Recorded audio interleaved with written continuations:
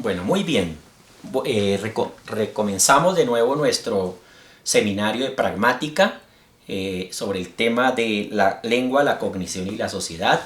Recuerden que estamos caminando sobre el texto de la comunicación de la profesora María Victoria Escandel y vamos a tratar el tema específicamente en esta pequeña conversación acerca del problema de la cognición.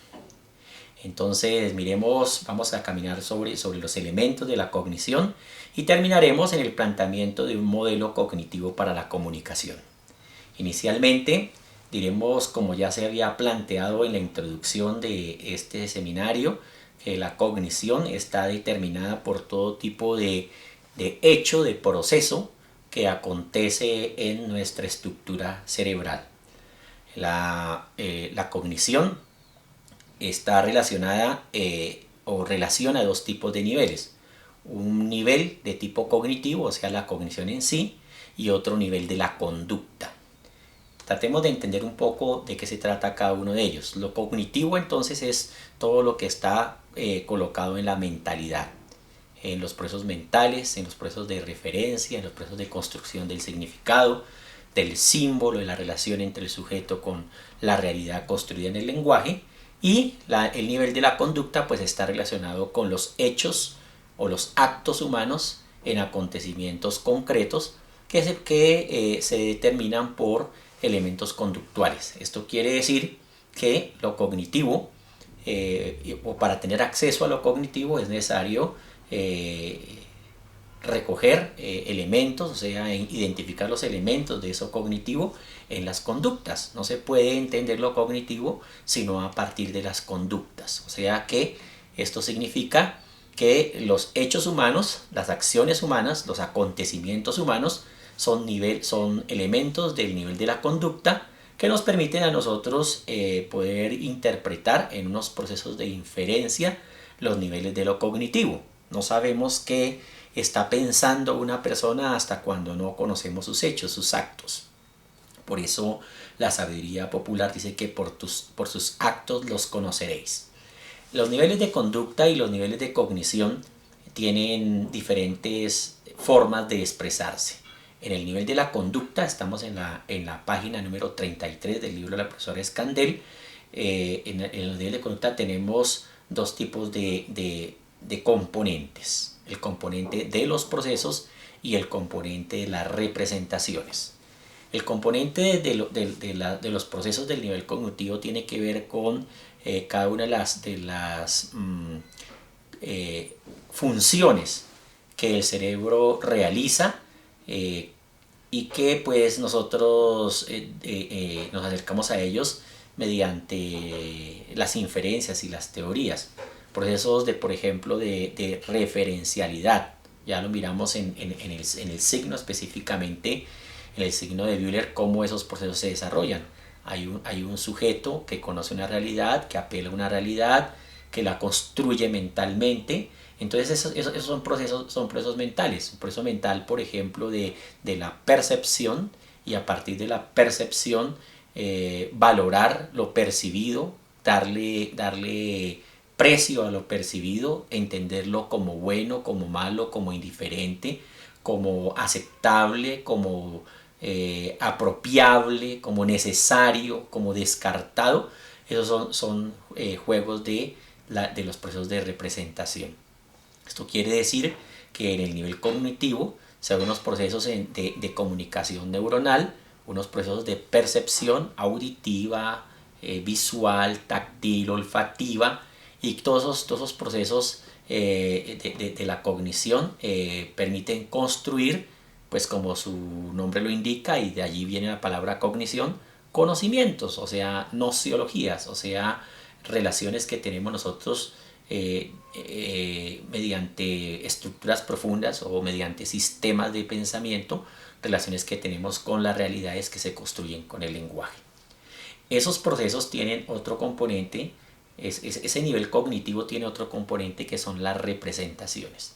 Y las representaciones entonces son aquel sistema de asociación, aquel sistema de organización de procesos cognitivos que en un principio pueden estar aislados o que pueden entenderse de manera aislada, pero que se van relacionando en representaciones.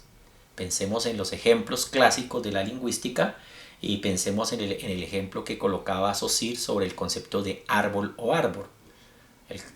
Los procesos para reconocer un árbol es de acuerdo a sus condiciones físicas.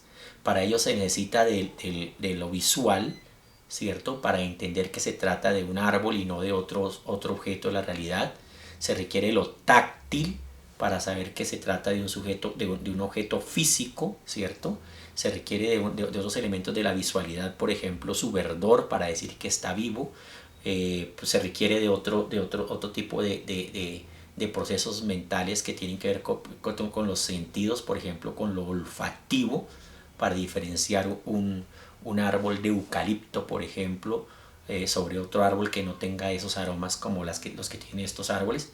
Y a partir de esa conjugación de elementos, de esos procesos del nivel cognitivo, se construyen representaciones. Entonces en el cerebro se construyen unas representaciones internas, asociativas, que descartan en sistemas de oposición con otros valores, es, no es, y me permite a mí construir una representación. En el caso del ejemplo que decíamos de Ferdinand de Saussure, hay el concepto de árbol, por ejemplo en español A-R-B-O-L, ¿cierto? Representado mediante un sistema fonético fonológico, pero también representado con un blanco, con un índice, es decir, unas líneas que identifican, digamos, dos líneas para identificar el tronco y unas líneas sesgadas ascendentes y descendentes hacia la derecha que van a identificar el ramaje, o sea, toda la parte que constituye el árbol.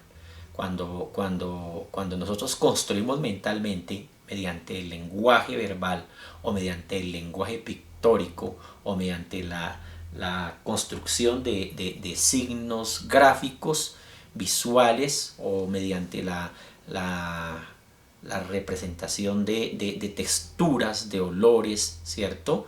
De sonidos, estamos construyendo representaciones. Las representaciones van a ser producto de los procesos cognitivos. Las representaciones van a ser la forma como nosotros en nuestros niveles de cognición damos razón de eso que perciben nuestros sentidos y que se transforman en realidad mediante estos niveles de cognición. En el nivel de la conducta, que es el otro elemento que constituye la cognición, entonces en la conducta nosotros vamos a encontrar las entidades. Entonces, en síntesis de esta primera parte, nivel cognitivo, donde se expresan procesos y representaciones, y ahora un nivel de la conducta o un nivel conductual donde se encuentran entidades. El nivel de la conducta, ya lo dijimos, entonces tiene que ver con las acciones, con los comportamientos, con las actitudes, en ausencia, en presencia, participando activamente, no participando, desarrollando posturas de liderazgo, siguiendo órdenes, acatando órdenes, tomando una postura reflexiva, obedeciendo de manera absoluta, sin ningún tipo de reflexión. Todos esos son niveles de la conducta. Pues los niveles de la conducta se expresan en entidades. Las entidades son las formas físicas o las acciones como los procesos cognitivos se hacen evidentes. Pensemos, por ejemplo, en un hecho social, en un acontecimiento social, por ejemplo, en el ejército. En el ejército hay toda una cognición, hay unos procesos y unas representaciones, hay unas jerarquías de autoridad, ¿cierto? Que empoderan a unos sujetos, unos individuos, y a otros que les obligan a que ejecuten acciones que son mandadas, ordenadas por los que tienen el poder. Pues esos procesos y esas representaciones que se manifiestan, por ejemplo, en el conocimiento de las insignias, ¿cierto? O de la posición del sujeto en esa relación de comunicación, se expresan en las conductas. O sea que en entidades específicas. Por ejemplo, la fila, la formación. Habrá una persona, solo uno, que dirige y habrá una cantidad de personas, escuadras, batallones que obedecen. Las entidades sociales entonces tienen que ver con quiénes producen las emisiones, quiénes reciben las emisiones, qué es lo que se comunica en esos eventos comunicativos, pero también en los contextos generales donde ellos suceden. Esas serían las formas como inicialmente esto se expresa.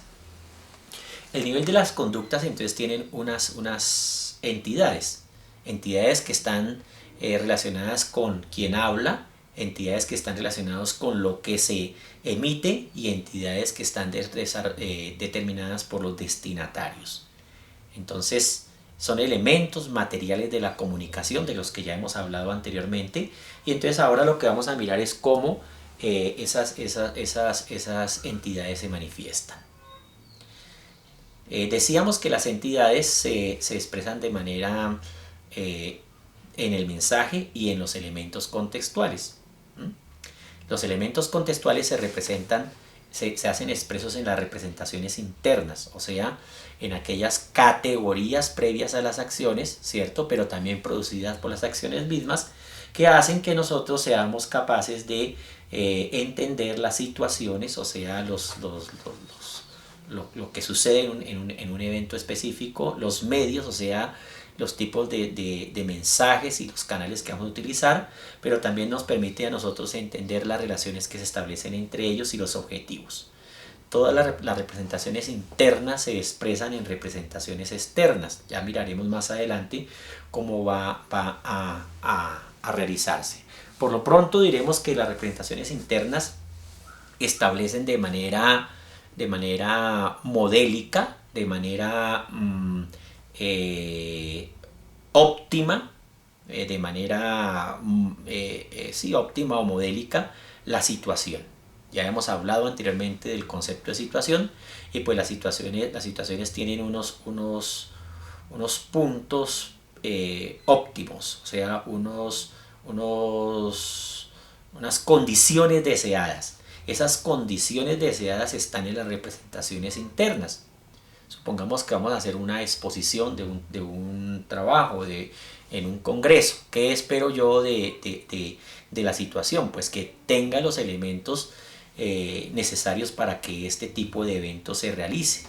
O sea, que haya un expositor, que haya un público, que haya un tema, que haya un problema, que haya una necesidad de conocimiento de ese tema, que esa persona que va a exponer cumpla con las condiciones fundamentales de lo que está haciendo, y que el espacio, eso serían las condiciones de los actores, que el espacio también cumpla con una serie de elementos de luminosidad, acomodación, comodidad, elementos tecnológicos. Todo eso está en las representaciones internas relacionadas con la situación, como un óptimo posible, como una probabilidad. De la misma manera sucede con el medio. El medio entonces los medios de comunicación tienen unas posibilidades, lo visual tiene unas potencialidades, y quien va a utilizar el medio visual o audiovisual pues tendrá que explotar en gran manera ese tipo de medio. Tendrá un óptimo posible sobre el uso del medio. Miren que estas relaciones entre la situación y el medio, fundamentalmente de las representaciones internas, tiene que ver con el deber ser. Las representaciones internas están montadas siempre sobre deberes ser, sobre condiciones óptimas, ¿cierto? Porque eso es nuestra sociedad positiva, ¿no? Nosotros estamos formados para el éxito comunicativo, no para el fracaso comunicativo. Estamos formados para desarrollar acciones humanas en situaciones óptimas. Eso no sucede en todas las profesiones. Por ejemplo, en la educación. Nuestro sistema educativo, con todas sus falencias, establece como escenarios, como tipos de laboratorios en los que se desarrollan acciones que son modélicas, ¿cierto? Que expresan representaciones internas con condiciones óptimas. Cuando se pasa de estas situaciones óptimas a condiciones reales, o sea, a representaciones externas, vamos a mirar cómo esos óptimos se relativizan, ¿cierto? Luego nos queda el otro concepto de la representación externa, que es la distancia social. De la distancia social ya hemos hablado mucho en el seminario y tiene que ver con la posición o la ubicación y las interacciones que tienen los sujetos. Pues en las representaciones internas se establecen, se han aprendido, ¿cierto? En procesos de cognición y de comunicación anteriores a los que se van a emitir a partir de ellos, se han establecido una serie de jerarquías, una serie de cercanías y lejanías, de posibilidades, inclusive de tipos de comunicaciones y que van a afectar los tipos de registros, o sea, las formas como se expresan las comunicaciones en sus registros formales o informales. Eso está representado internamente. No es igual una conversación entre un estudiante y un estudiante, entre un estudiante y un sujeto que apoye la actividad académica, por ejemplo un auxiliar de laboratorio, un auxiliar de cafetería, o una relación entre estudiante y profesor. No en el sentido en que se valore de manera positiva o negativa las actividades que realicen cada uno de ellos, sino por las funciones que se han constituido. Eso